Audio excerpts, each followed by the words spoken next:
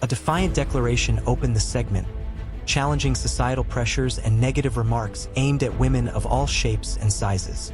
It spoke to the resilience required when facing criticism, whether from strangers, partners, or peers, conveying a powerful message against body shaming. The narrative then shifted to August 2017, introducing Kalen Schlatter, a 21-year-old Toronto resident.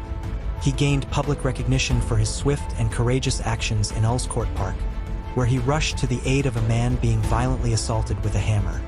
His presence of mind led him to alert authorities and then tend to the severely injured victim, actions that earned him praise for saving a life.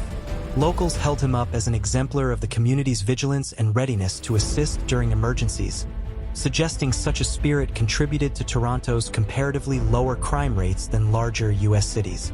However, not every unfortunate event finds a hero to intervene, and sometimes even heroes fall short.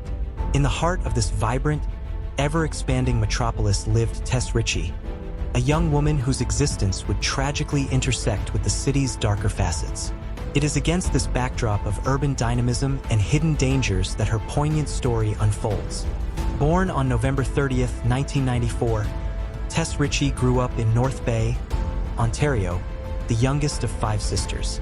She attended E.W. Norman Public School and Whitfield Secondary School before working as an assistant manager at a local Days Inn. By 22, she was determined to move beyond her small-town life and pursue a career in the airline industry. After moving to Toronto, she graduated from Seneca College's Flight Services program in April 2017. While applying to airlines, Tess worked part-time jobs, including at a downtown coffee bar. She loved running marathons, listening to the Dirty Dancing soundtrack, learning Italian, planning to work abroad as an au pair, and spending time with her sisters. On November 24, 2017, Tess shared her last evening with one of them in Toronto, unaware of the tragic turn her life was about to take.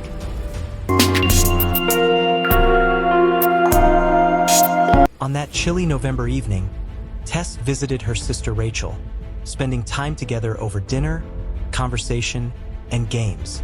At 11:30 p.m., she left to meet an old high school friend at Cruz and Tangos, a lively bar on Church Street. She checked in with Rachel upon arrival, but by the next morning, she was unresponsive to texts.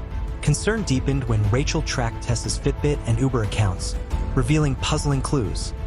A canceled 4 a.m. Uber ride and just 300 steps recorded after 3 a.m.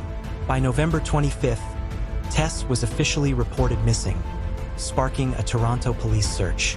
Days later, her mother and family traveled from North Bay to Toronto, distributing flyers and searching near Church and Wellesley themselves.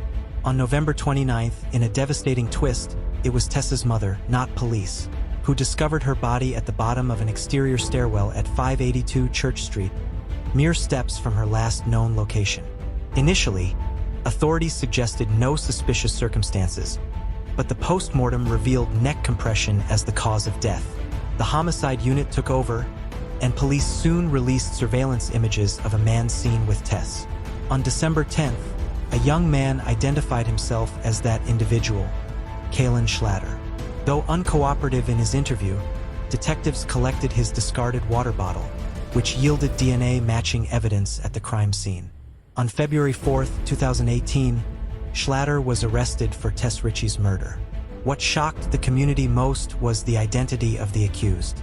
Just 4 months earlier, Kalen Schlatter had been praised as a hero in Court Park.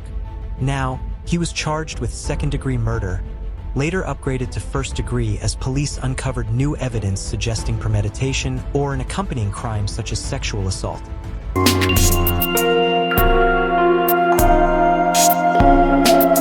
At trial, prosecutors argued that Schlatter killed Tess after she refused his sexual advances, leaving her body in the stairwell.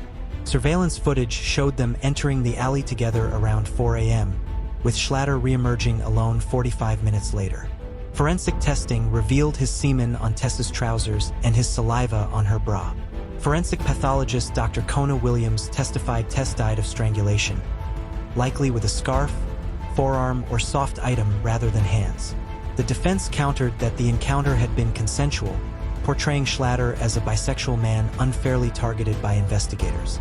They argued someone else must have killed Tess afterward, but DNA evidence excluded the alternative suspect.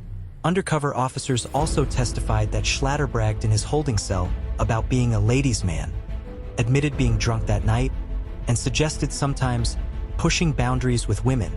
After 3 days of jury deliberation, on March 23, 2020, Kalen Schlatter was convicted of first-degree murder in Tess Richey's death.